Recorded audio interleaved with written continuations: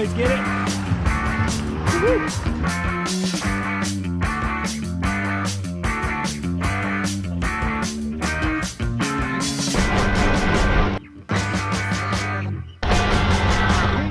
What is up, y'all? It's good to be back. It's good to be racing. This is Sunny King 2021, the Cat 2-3 race. We got Frankie Andreu counting it down right here. And we're off. I'm going to get straight into it. This guy misses his clip-in right here, and I got to find another lane. 900 watts. Boom, we're off. So to explain a little bit about what this race is, Sunny King is a criterium that's been going on in Anniston, Alabama for over 20 years now, I think, in some form or another, around 20 years at least. It's been on all of the major American race calendars at one point or another. It definitely was part of the NRC back when that was the main professional race calendar. It is currently on the PRT, which is the Pro Road Tour. It's not a USA Crits race this year, although it has been in the past. USA Crits is its own sort of self-contained series, but yeah, so this is a big race. It gets people from all over. This is my first big one post-COVID, so I'm excited to get back out here. And this is also one I've done, I believe this is my third or fourth time doing it, probably my fifth or sixth time watching it. I'll explain more about that later. Ooh, this corner. So I got some takeaways here, and you'll notice me and I believe that's my teammate Jacob right there in front of me to the left, the 100 emoji on the kit. We got 4 guys in this race, which is, not enough to just straight up control it, but it is enough to have a little bit of a plan. And, plan is pretty loose, but what I'm looking to do is link up with Hunter toward the end and sprint probably this race. It's a pretty standard 4-corner crit, except that the stretch we're on right now between corner 4 and corner 1 is 3% uphill, as you can see, flattens out right here at the crosswalk, and then kicks back up before corner 1. I'm not sure if the Garmin's going to pick it up, but it's definitely 3%. Great move by Hunter right there. You saw him coming up the inside. So that little pitch before corner 1, if people are going to let off the gas, that's generally where they do it, and Hunter saw an open door. That is Hunter also in the shift kit. He's got the light blue helmet, blue socks.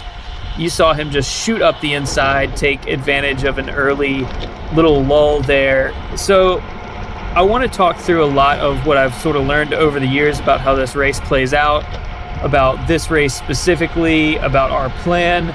I think I got a lot of stuff from this race, and I'm also blessed with some pretty sweet footage because this race, super high quality event. They do live stream the whole day, including the pro race, which I did a live breakdown of the pro race, a live sort of rewatch along and add my own context to it from the pro race. That's also on my YouTube channel, so check that out if you want to follow the storyline of what's going on in professional USA Crits racing. And I think I got some good stuff to add there as well, because I had just raced this course when I did that rewatch and breakdown. I had seen the race, experienced the race, and then also with the way this race works. So this is a 2-3. The pro race is a pro 1-2. I'm a category 2 racer, which is sort of like elite amateur level in the US if you're not familiar with how the American category system breaks down. Most of the time, though, the races I do are either Pro 1-2 or Pro 1-2-3. So, this was my first big race of the year, but I did a crit the week before this in Dalton, Georgia, and one of the guys who was up there making moves from Nashville Local Cycling, one of his teammates in front of me right here. He had been in the break with me in Dalton. So there are a lot of guys that most weekends I would be racing with who sort of race up a level in this one. And for me, this is sort of where I belong. This is a Cat 2 race. I love a good Cat 2 race because everyone knows what they're doing. They're pretty serious, but you don't get the sort of random pros that'll jump in. So this bush, go ahead and clock that because I will come back to that later. So 4-corner crit, basically uphill between 4 and 1. That's the start finish straight. Downhill right here between 2 and 3. So that corner was corner 3. Corner 3 is kind of a inflection point as I see it. What I've learned over the years is that really the key here is to carry speed through corner 3. If you are braking at all through corner 3, you're losing everything you gained on that downhill, and geez, I'm doing 700 watts, 600, 700 watts right here. This is the uphill. You're basically going to have to go hard up this hill every time. Like, this will be over threshold most every lap on that hill. So, oh, you hear him calling a preem on this lap. So, like I said, we have Frankie Andreu on the call, Brad Soner on the call on the live stream. Pretty cool event. I think I got good audio here, so hopefully we'll be able to hear what I'm hearing as we go through. But yeah, preem on this next lap. So it was a good idea that I was moving up there. I kind of just want to be alert and be aware. Looking around, we sort of had plans for who was going to cover things early, but you know, people get a bad start. I got a decent start. I'm looking around and I don't see any of my teammates up here, so it's always a good idea to have someone from the team in contact with the front, have someone where they can get eyes on the front. And, you know, if everyone is hanging out at the back, unless your team's plan is just like, no matter what happens, we're going all in for the sprint, or we got enough guys that we're going to do what United Healthcare used to do years ago and just sit in, and then, you know, 10 laps to go, you send the whole squad to the front. That guy in the orange on the inside there was pretty sketchy all day. Nasty brake check. Luckily, I was outside of it and did not get slowed down, but I'll talk through these corners individually kind of as we take them on this next lap. But the wind also was a factor on this one. So sort of beginning of the race, it was more of a tailwind coming from my right shoulder here. I'll illustrate that on the little map on the right side here. But throughout the race, it sort of switched from being more of a cross tailwind here to being more of a crosswind, which was brutal for me as a smaller rider. The crosswind is nasty. So preem lap is over. I'm sort of watching now, you know, countering the preem lap is the classic move. So you'll notice I've moved up to where I can pretty much see, like, that's the front right there. So I'm within striking distance of the front. I just want to monitor things. Make sure that nothing's going to get away without us represented, because if something gets away and no one from shift is in it, we're probably going to have to start thinking about chasing or whatever. Although this race normally is not one for the breakaways. So speak of the devil, we had one guy dangling, a couple more guys went for it. I kind of got pinched on that bush, which I promise I'm going to come back to the bush. That is important. But what I've learned on this corner 3, this is the crucial corner. You're coming into it, you know, as fast as anything on the course and carrying speed around that one. What I've learned through here is, like, so there's no barriers on the right. You can swing this one out right as far as you want and sort of hold speed into this uphill. Same thing coming out of 3. If you set yourself up on the right coming into corner 3, you almost never get cut off and have to brake if you set yourself up all the way right. Oh, here I go. So breakaways up the road, clock 2 is in it. There's like 4 or 5 guys up there. These 2 are gonna bridge across, and I realized that we definitely cannot let a move go. You know, if these guys get there, that'll be 1, 2, 3, 4, 5, 6, 7. We definitely can't let 7 guys go up the road. With this being sort of the drag race that it is, that would be a disaster. So I'm taking this ride. I'm going to get up to the breakaway, bridge this gap. Almost let it go there. You can see my heart rate, 186. That's about as high as I've seen outside all year. So, I mean, as hard as that start was, as hard as this effort is, and this is the exact moment where I lose the race. Right as I get to the breakaway, you see 2. Those guys were in this breakaway. They rolled off. I thought surely this early in the race, this fast of a course, we would get those guys back. Although, one of the guys up there is Matt Guevara from Team Velovit, pink and black kits. On the line, I was chatting with a guy from Birmingham who was just out here spectating. He came up and said, hey, who do I need to watch here? And I said, I think the fast guys here are, NLC has a couple of guys. You can see one of them in the red helmet up there pulling off. That's Nashville Local Cycling. They are a USA Crits D1 team, but they got guys racing in the 1s and the 2s. I said, those guys are strong. Got to watch out for them. And spoiler alert, one of them gets on the podium.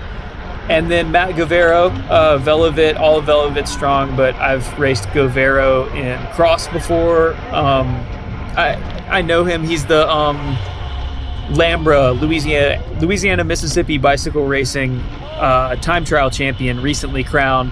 So if there's anybody you don't want to let get away, it's him. And he started to get that separation right the second I got to the group. Now, it's easy for me to sit here and like armchair quarterback it from this end while I'm, my heart rate is not 184.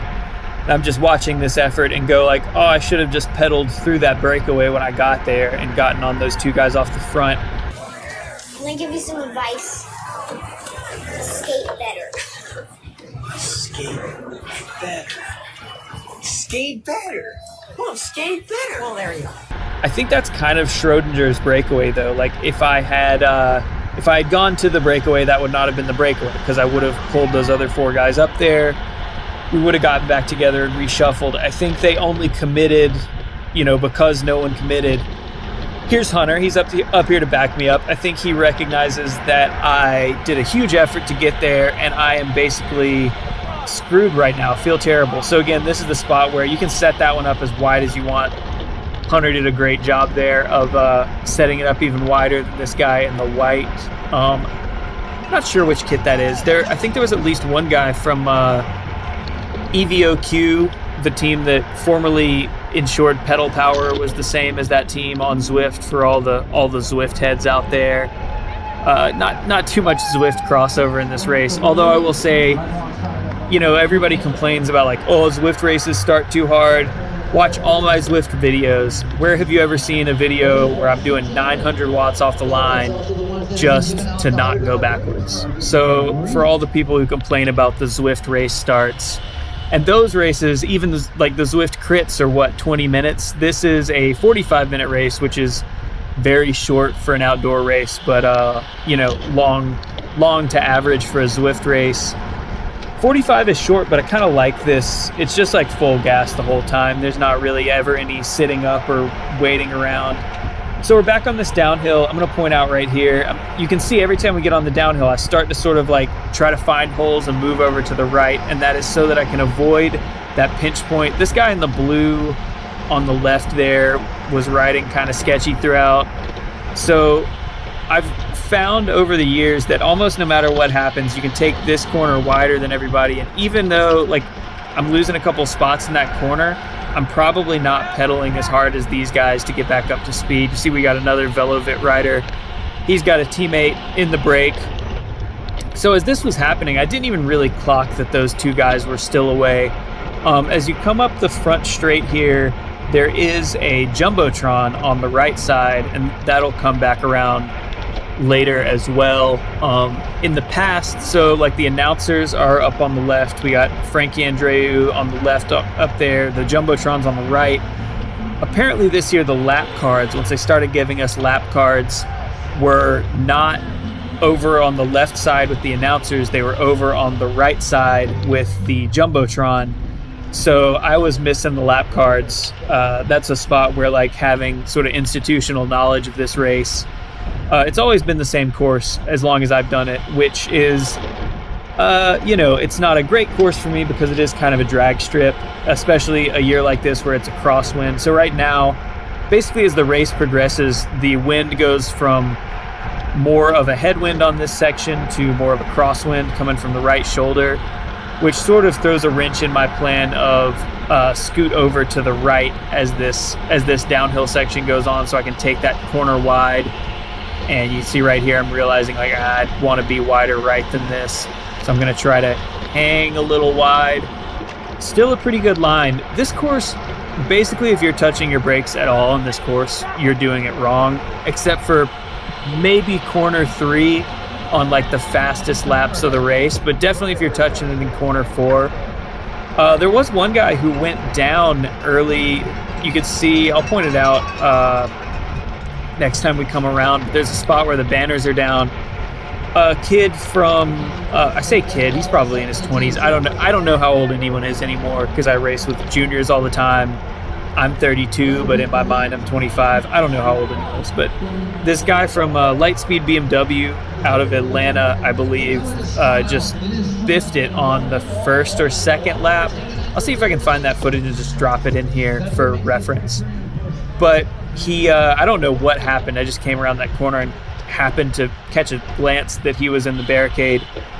He's super fast though. He did the lead out that won the race. I did in Dalton. I guess I'll mention Dalton race the week before this. I really wanted to get a crit under my belt before I came to a race of this caliber.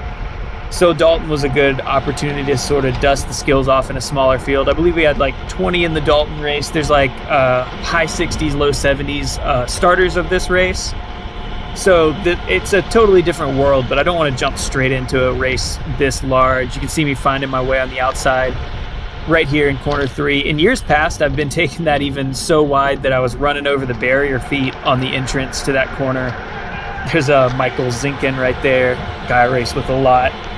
In front of me on the right, spitting. Thank you for blocking your spit, Michael. I appreciate that. This was his second race of the day. He did the Masters before this, which...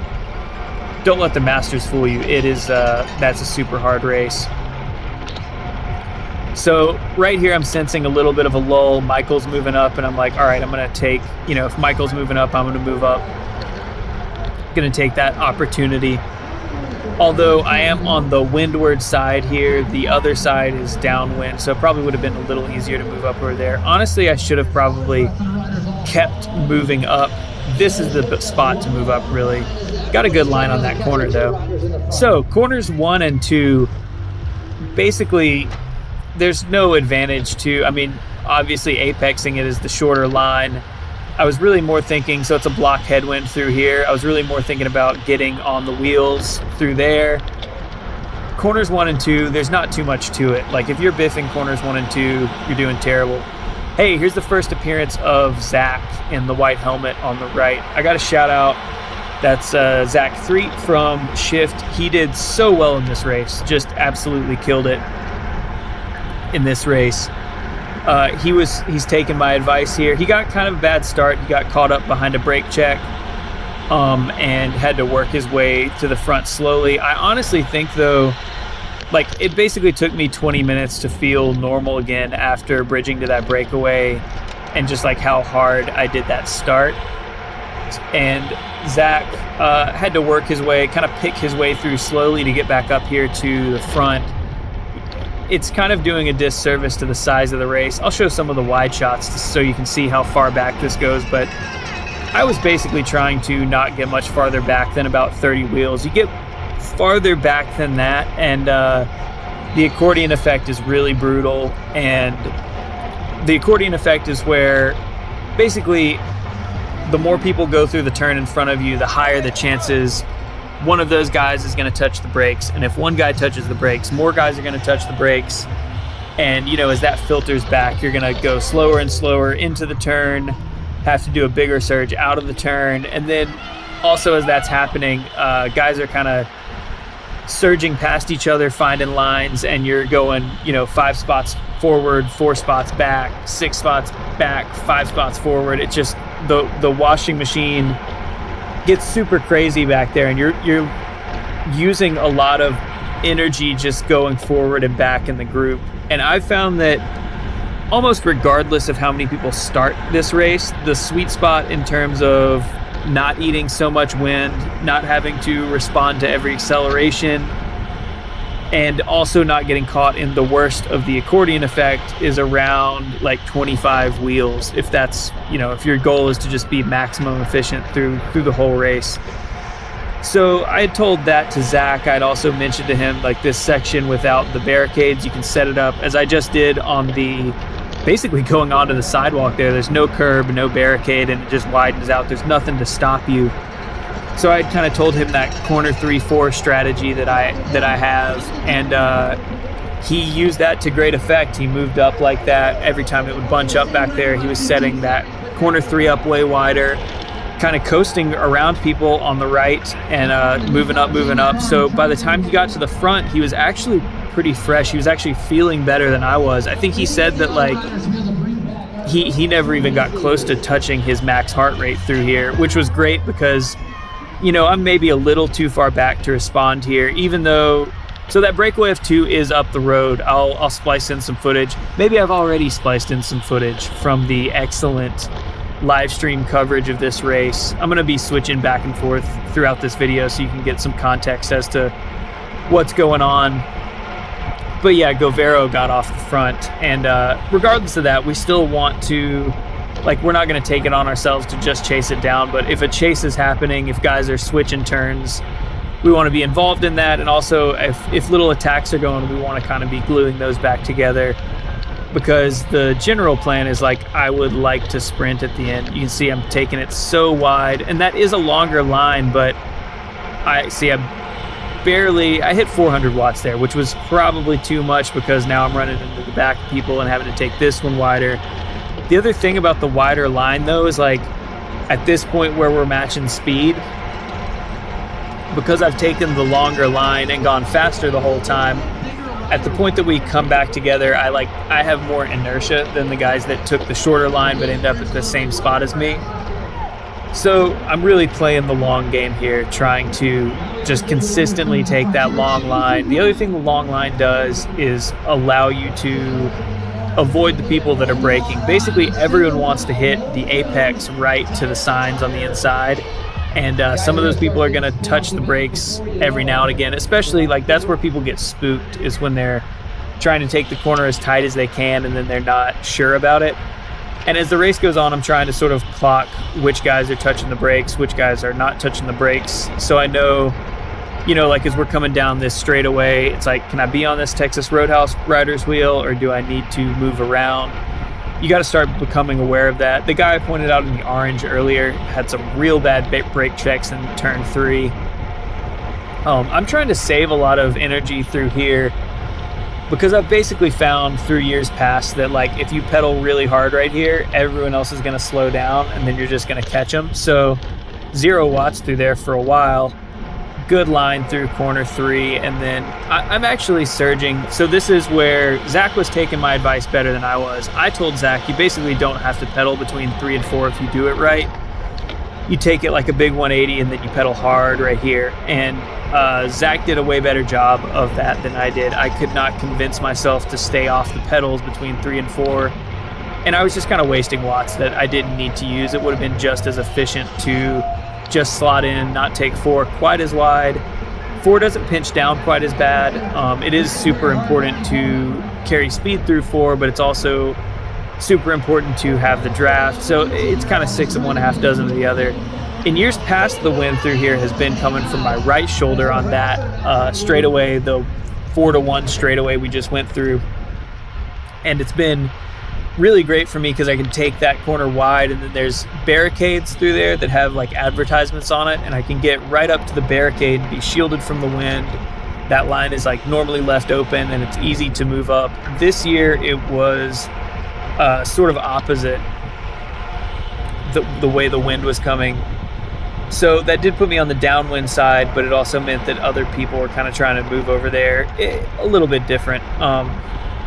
Here's Zach again. So I say Zach rode really well. Zach did a great job of staying toward the front and basically being up here, being responsive, welding things together, just sort of slotting into gaps as they form. And he had asked me, like, so what are we going to do if, you know, there's something away and we get into the late stages? Like, am I setting up the sprint? What am I going to do? And I said, we don't have the firepower, and we're also not drilled enough to do, like, the Legion of LA style, let's send a whole train to the front and, like, burn 4 guys and then have 1 sprint. Whoop, we got some attacks going. Like I said, Zach's here to respond. We're not even really having to go that hard to stay in the mix here, stay covering it. But yeah, he had asked me what to do, and I just said, basically in the closing laps, I just don't want it to get slow and get swarmed. That's what's happened in the past, and Hunter kind of had the same experience in this race in years past. If it gets real slow in the finale, you can go from having real good position, you know, 4th or 5th wheel, to it slows down for a second, guys come from the back with speed, and suddenly you're swarmed and boxed in and you're stuck. Like you have matches to burn, you have bullets to spend, and you're just boxed in. So I told him basically just try to stay near the front and attack if it gets slow, and he will do that. But it also just puts me at ease, you know, if I'm getting shuffled back a few, like I can go back into that sort of 25 person back realm and not feel so bad about it. So this zone right here, I'll talk about it on the next lap, but setting that turn up wide when it actually starts to bunch up, like you can see we were like 3 or 4 wide going in there. I also given Hunter a little room on my left shoulder here, trying to let him have a good line. That's another like thing about having teammates is if you got someone in the race who is trying to let you in rather than trying to actively block you out of the line, that can make things a little easier. Trying to give you space in the corner rather than trying to take the optimum line for you in the corner. That's another like small advantage of having teammates, is that you can play nice with each other. So I'm going to talk specifically about the placement of that bush. This is something I'm always trying to do on these courses, is look for like what are the little tips and tricks that are going to make a difference, even if it's only mental for me, if it just gives me something to focus on other than how bad it hurts as I'm coming around. And I don't know if you guys have been clocking this, but we're basically doing like 27 miles per hour average. We're actually going faster up the uphill side than we are down the downhill side. I think that's because people know that if they're pulling hard on this, they're just giving people a free ride. So coming down here, there's this bush on the right there. And I basically realized when it bunches up, if I can set up on the right, after that bush, it's a clear line where there's all this parking all the way to the barricades right here. And if it ever starts bunching up on that downhill, which it doesn't often because it is a downhill and like, you know, you're going pretty fast, but occasionally it will. If it ever starts to bunch up on that downhill, ooh, good apex right there. That guy just left the door open for me. So going wide is not an absolute dogma where I'm going to go wide every single time. If I've got the open door, I'm going to go for it. Going wide, whether it's where that bush is or in corner 4, is just a way to avoid people who might break. But if there's no one there who's going to break, I'm going for the apex because that is the shortest line and I'm confident I can take it. Oh yeah, roll up to Zach here on the right. I think I told him just like good riding. You're doing great holding position up here.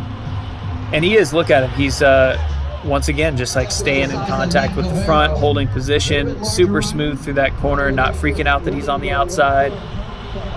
We're giving each other space. Like I just let him into that line.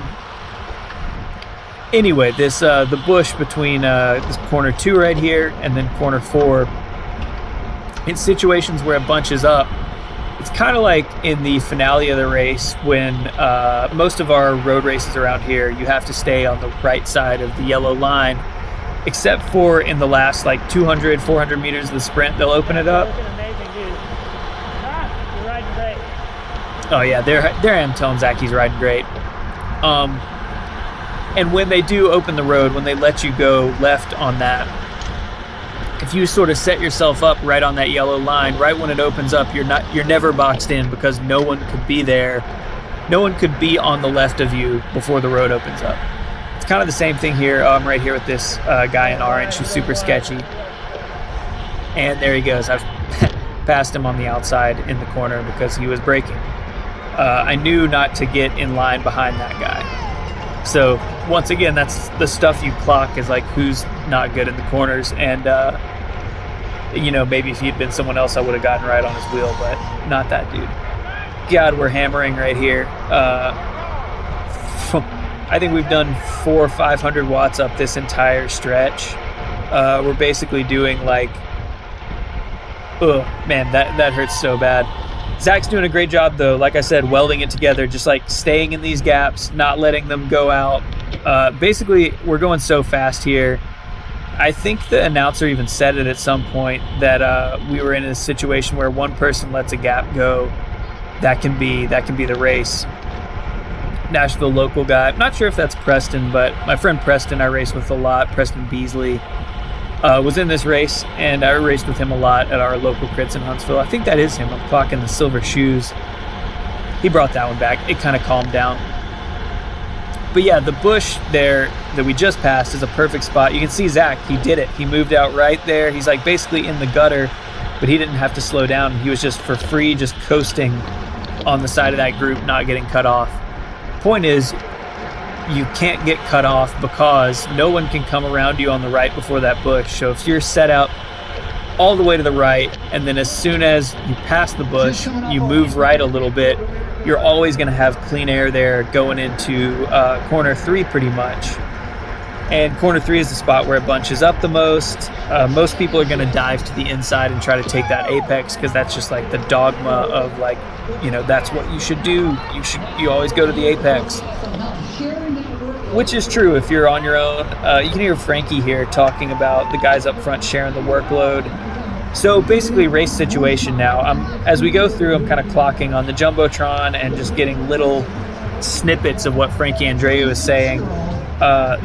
2 guys off the front. It's the 2 guys that went off the front at the exact moment I caught the breakaway, which, God, I should have gone with them because I knew Govero is fast. I know that he has just won the Louisiana Mississippi Bike Racing Time Trial Championships, which may not sound huge, but and Louisiana Mississippi is not like maybe the most competitive bike racing district out there in the world, but it is it's very flat, and so the guys who are the best and the guys who race a lot and win a lot out there are like big watt time trial monsters.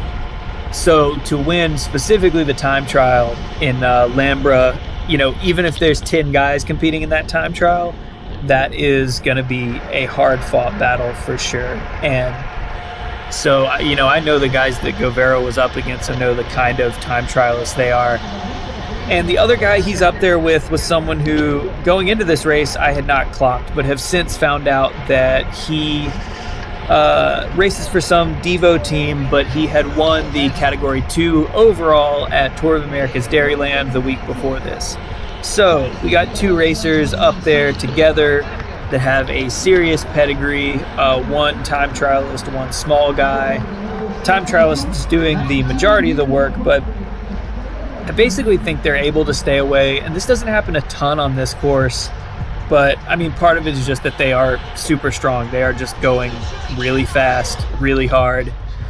But part of it is also the effect, you know, this group gets, especially in corner 3. I think those guys are able to hit corner 3 at speed every single time and carry that speed, you know, because it's basically 3 blocks this way. Like this is between corners 2 and 3 blocks the long way, 1 block the short way. It almost feels like a U-turn in those shorter blocks, and if you do it right, it's just about as fast to take those corners sort of optimum line, especially the corner 3, the one we're coming up to. I swing out a little wide here, I think, to take it. Yep, there I go. Out wide. I'm not going to risk one of these guys hitting brakes.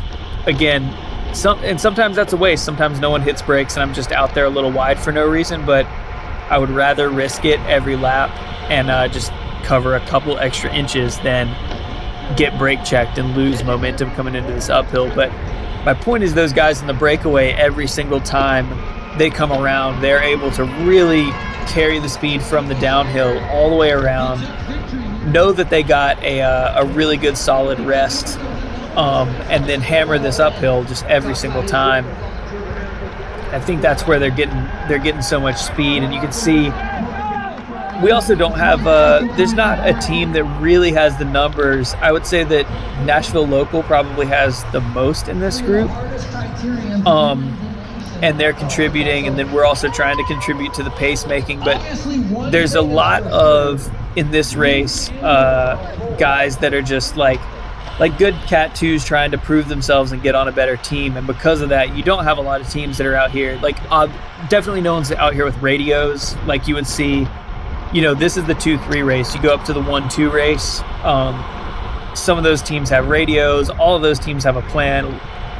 Almost every team has at least 4 guys, rather than here, you know, 4 or 5 is kind of the maximum. So it's a little bit harder to get the chase. Like, we are going very hard, but we're going like hard up the hill, easy down the hill, kind of on the short sides. It's always kind of a little shuffle, and we're not pushing that hard. Those guys out front are going real steady, real great corner from Zach there. I don't know if you guys clocked that, but Zach took a real good line up there ahead of me. So basically the last, 20 minutes since I got in that breakaway, I've basically just been trying to ride efficient and get my heart rate down. And now it's become clear that I definitely can't bridge the gap to the breakaway by myself. So I'm kind of just watching out for if somebody else tries to go across, definitely going to cover that. And otherwise, just try to ride efficient, try to make sure that shift always has someone. I kind of mentioned this before, but I'll get more explicitly into this. We really, like, with the size of our team, and I believe at this point, Jacob got caught in the washing machine toward the back and was stuck. You know, I'm just not seeing Jacob anymore, so we're basically down to 3. But we pretty much always have to have someone in the top 10, because otherwise, no matter what your plan is, if you say like, oh, we're going to cover moves, or we're going to bring them back, or we're going to put someone in them, if a move goes and you're more than 10 wheels back on this course, most of the time you can't just get up, you can't just move up 10 wheels, you know, like you can't do that for free. I'm kind of clocking that this guy setting the corner up a little wide. We're probably going to really rip this one. So once again, I'm just going to be up here to weld cover, make sure nothing gets away. When we go single file here, I'm just going to slot in and do the work. But like I was saying, when you're going 27, 28, 29, 30 something miles per hour right now, you can't just be 20 wheels back and say, oh, I want to go to that breakaway. Like, when you're already going 29, 30 up the hill, you know, you're going to you decide you want to cover the move. You see the move is going, you clock it 10 wheels ahead. You move out of this guy's draft and you go to move up. You hit the wind, you're going backwards, or you're doing, you know, 1,000 watts to move up 2 places. So it's just, if you're farther back than that, you know, if you're within those 10 wheels, you can potentially surf across and respond. You can potentially get there. But if you're farther back than that, you're just, when the race is this fast and this consistent, you're just not going to do it. And the upshot of that is, like, one guy probably can't, or probably shouldn't, one guy probably shouldn't be trying to fight and hold position, because everybody wants to be in that top 10. So everyone's kind of going to surge over the top of each other, chop each other in the corners. It's work to stay up there. You're also responding to all these little accelerations like I'm doing right now. We got a little acceleration going, you know, little 400 watt kick on the downhill, setting this corner up. Once again, I mean, it's almost the same thing that happened the lap before. So what we're all kind of intuitively doing here, or at least this is what I'm doing. I think Zach is just sort of getting as good position as he can, holding it as long as he can, but intuitively what we're doing is sort of swapping off, like making sure that someone is always within a position to respond. Especially this point of the race, you know, we're kind of coming down to it, and this is the portion where perhaps the break is, I believe, at 25 seconds. Maybe they got up to 30 seconds at some point, but not much farther than that. So the breakaway is up there. They're not completely out of sight, out of mind, although they're like one corner ahead of us. They're not going to lap the field, but we're at the point where, like, potentially they could start to get a little tired and we could start making ground on them. Or some guys set up one of those little desperation moves that sort of hangs in the balance, and we got to be there. And we especially have to be there if the pace were to really crank up. So we're getting down to it here. This is 3 to go right now, halfway through 3 to go, and no one wants to go hard. We get a little bit of a lull here, which we don't want, again, especially on this downhill. You can get a surge over the top, and boom, Zach goes. Great move to just like sense the opportunity and hit the gas there. That's exactly what we're up here for, is if nobody else wants to do it, we're going to take it on. And Zach did a great job getting some separation here. Glad I set this corner up wide because those two guys inside of me did not take it as well as I did, and so the gap has gone out a little bit. And I don't want to be the one chasing Zach down here, but I do want to be on this group and just weld it back together for these guys, because then it'd be, you know, 1 on 5 here with Zach. So I'm just taking a look to see what his gap is. He's putting in a real hard effort here. This was awesome, though. This is exactly the kind of like immediate split-second race sense that you need your teammates to have, to just see that opening, see that it's slowing down. We're on the downhill part of the course, and just take it on to make sure the pace stays high. As he comes back right here, I start yelling at him to slot back in, leave him a little gap. Get back in, Zach. Get back in. Get back in, Zach. And that's just going to keep him from getting locked on the left side and having to slot all the way back.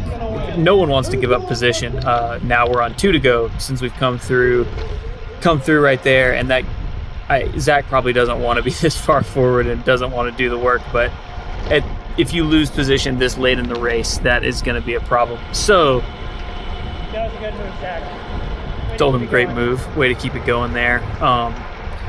Just definitely want to encourage that behavior. But here you go. I mean, we're getting that late race. Everybody's sensing it and trying to get position. I actually didn't realize exactly what lap we were on. Neither did Zach, so Zach really didn't know. Hunter, however, moved in front of me right there, has sensed it. So we did talk beforehand about the ultimate goal would be for Hunter and I to link up in the closing laps. He would try to go hard, put me in good position, and I'm going to go from there. So he checks up there, sees that I'm on his hip, and knows that it's on. This is it. We're coming into, this is not the last one right here, but 1 to go. I should not have let this guy get in.